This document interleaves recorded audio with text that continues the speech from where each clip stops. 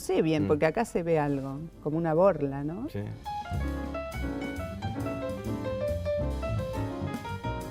Se ve la banda. Yo entiendo que esta foto la sacó Víctor Buje, porque yo no sacaba ninguna foto.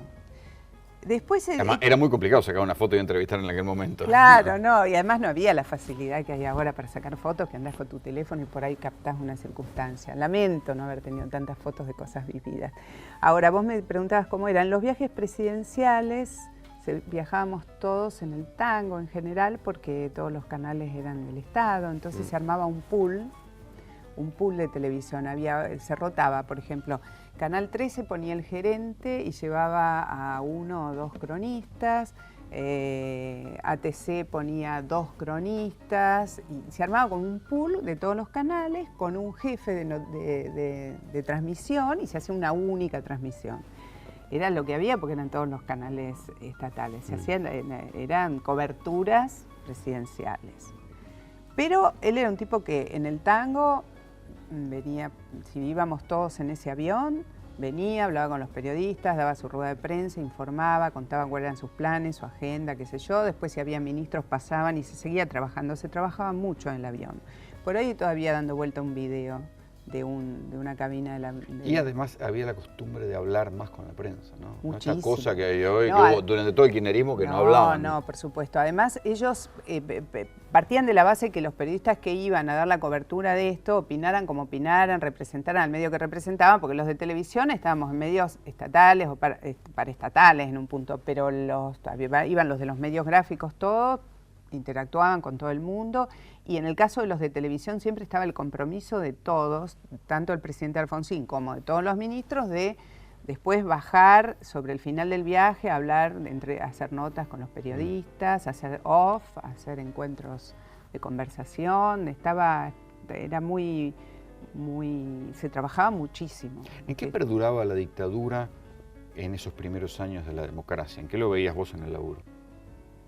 Bueno, primero en el laburo propiamente dicho, no, pero el canal ATC fue siempre un canal del gobierno, era del Estado. El Estado, nada, el gobierno, como ahora y como siempre. No estaba la concepción esa de que hay en otros países donde la representación del directorio del canal es de oficialismo, oposición, etcétera, y los primeros gerentes y conductores de ATC eran cuadros políticos.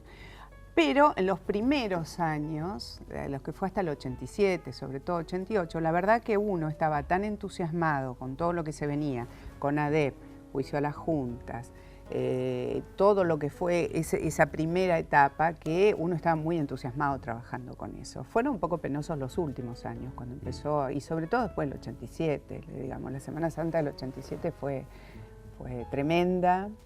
Yo tuve... Vamos a llegar ahí, pero antes de eso, ¿alguna vez supiste o por qué se tomó la decisión de no mostrar por televisión, salvo breves fragmentos, el juicio de las juntas? Yo pienso, visto la distancia, que aquellos testimonios eran tan fuertes, tan revulsivos, tan terribles, que iban a generar una sensación de mucho impacto, y todavía de mucho impacto en la gente, de mucho impacto emocional, y que yo no sé quién tomó la decisión, en el gobierno, supongo que avalada por Alfonsín. Nosotros pataleamos, obviamente, hubiéramos preferido verlo en directo, pero creo que se tomó desde ese lugar, ¿no? Porque yo cubrí casi todo el juicio, estuve en prácticamente toda la audiencia, jornada por jornada. Habíamos arrancado, yo creo que éramos como 200 periodistas en las gradas, muchos de ellos de medios internacionales, y a medida que pasaban los días cada vez que quedaban menos, o quedaban menos tiempo adentro. Se iban y pedían relevos en sus medios, porque los testimonios eran tremendos, y el voltaje emocional de la cosa. Si no eras una persona con el temple muy preparado, te iba minando, ¿viste? Y el otro día, que a propósito de los 30 años, estuve con Graciela Fernández Mejide, estuve con Estracera, y los dos, que yo les preguntara, recordaron eso, que los testimonios eran tan fuertes que ellos mismos los iba desgastando, los iba sumiendo en un mundo muy oscuro. Y yo creo que, yo no sé qué hubiera pasado si se hubiera dado a plena pantalla todo ese testimonio, si se hubiera plantado una cámara ahí y un canal, habilitado un canal para que la gente lo vea online. Las audiencias eran muy largas, además. Sí podíamos hacer notas. Pero no había no había transmisión en directo de los testimonios, aunque sea ni siquiera un resumen diario, ¿no?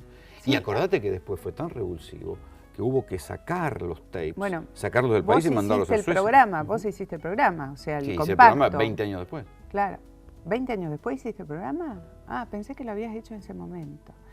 Los testimonios eran muy duros. Lo que sí podíamos hacer era, por ejemplo, yo iba todos los días y hacía una crónica diaria, donde hacía entrevistas de los testigos que ya salían y se prestaban a hablar, algunos querían, otros no, y hacía una crónica contando yo lo que había pasado, pero testimonio directo, grabado adentro, no, el testimonio no había.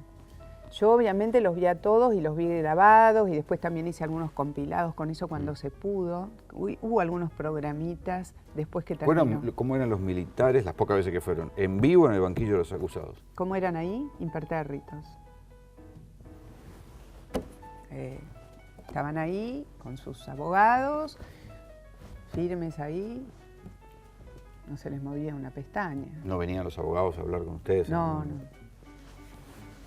No recuerdo especialmente eso. Sí hablábamos con los testigos mucho, con los jueces, con los fiscales. ¿Y alguna vez fuiste a los allanamientos que hacía la CONADEP, cuando se metían en las instalaciones militares? No. ¿Ahí entraban periodistas o no? No lo recuerdo exactamente, a mí no me tocó hacer eso. Porque ahí era ir y entrar. Sí, no, en esos allanamientos yo no recuerdo que entráramos los periodistas, porque yo en esa época estaba muy activa y me podría haber tocado, y estaba muy presente en estos temas, porque tampoco hay video de eso. Claro. ¿Por qué yo llego a estos temas? Yo llego a estos temas porque yo venía de estudiar Derecho. Yo en Rosario estudié la licenciatura en Comunicación Social y contemporáneamente hice 20 y tantas materias de Derecho. Entonces, cuando empezó todo el tema de mucha actividad en tribunales, yo ya tenía medio cielo ganado, sobre todo porque manejaba la terminología. La terminología, sí, sobre todo por eso y porque me gustaba mucho el tema del derecho y del derecho penal sobre todo. O sea que, pero no me hubieran mandado, yo no recuerdo lo de que hubiera imágenes de los allanamientos. Sí había muchas notas en los medios sobre todo lo que se iba sabiendo, se iba mostrando. Algunas estaban hasta explotadas desde un lugar de morbo, seguramente. Bueno, yo me acuerdo una tapa famosa de la revista Somos, que era una revista de Atlántida, cuando Atlántida era absolutamente un house organ de la dictadura, que en la democracia saca el show del horror y eran las calaveras desenterradas de la fosa común. Sí, se vieron cosas tremendas, Y se escuchó todo. A ver, si bien los testimonios no se televisaron en directo, los testigos que pasaron por allí ofrecían sus entrevistas y sus cosas. ¿Cómo te cayó el Felices Pascua? La casa está en orden. Terrible. Al principio uno no sabía lo que había pasado bien. En ese momento fue como una sensación de descomprimir tensión, pero los días posteriores fueron muy tristes y ahí empezó una suerte de derrumbe de la mística. No porque uno no hubiera comprendido lo que hizo Alfonsín. Yo entendí que él no se quería cargar unos cuantos muertos.